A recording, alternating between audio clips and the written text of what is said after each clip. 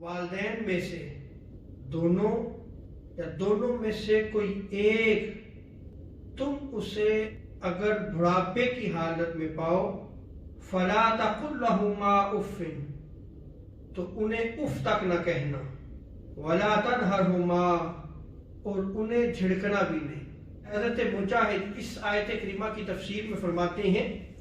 کہ تم اپنے والدین کا بول و براز یعنی جو پیشاب ہے یہ صاف کرو۔ اگر وہ محتاج ہو گئے ہیں تمہیں گھن نہیں آنی چاہیے، نفرت نہیں آنی چاہیے، جس طرح وہ تمہارا بول و براز صاف کرتے تھے، لہذا تم اف تک نہ کہو۔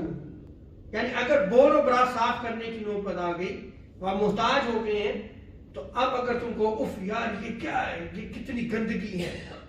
اللہ رب العزت نے ساتھ ہی اسی آیت کریمہ میں منع فرمایا، نہیں اف نہیں کرنا۔ اب یہاں اس آیت کریمہ میں جو اف کا معنی ہے، ہم نے یہ گزشتہ جمعہ مبارک میں اس کا معنی بیان کیا تھا کہ دل تنگ نہ ہو اور کوئی معمولی سی بات بھی جس سے والدین کو دکھ ہو، انہیں رنج پہنچے، غم ہو، وہ بھی اپنی زبان پہ تم نہیں لا سکتے۔ حضرت عروہ بیان کرتے ہیں کہ اگر وہ تجھ سے کسی بات پر ناراض ہوں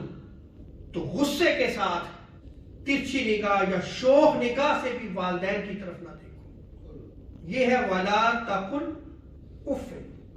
انہیں اف نہیں کہنا۔ اور اسی طرح والدین کے ساتھ فحش ردی گفتگو یعنی روڈ نہیں بن سکتے۔ اسی لیے مولا علی المرتضیٰ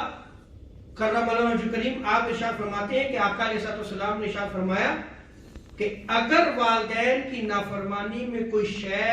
اف سے گھٹیا، کمتر اور ادنا ہوتی تو اللہ تبارک و تعالیٰ اس کا بھی ذکر ضرور فرما دیتا۔ اور اللہ تبارک و تعالیٰ کے اس فرمان فلا تقل اف، اس فرمان کی وجہ سے تمام اذیتیں، تکلیفیں بطریق اولا حرام ہوگی کہ تم والدین کو کوئی بھی تکلیف نہیں پہنچا سکتے، کوئی اذیت نہیں دے سکتے۔ جیسے والدین کو گالی دینا، والدین کے ساتھ روڈ بننا، فحش گفتگو کرنا، کرخت لہجے میں گفتگو کرنا، یا اللہ تعالیٰ معاف کرے ان کو مارنا، پیٹنا، دھکے دے کر گھر سے باہر نکال دینا، یا والدین سے قطع تعلق کر لینا، یہ تمام چیزیں حرام ہوں گی۔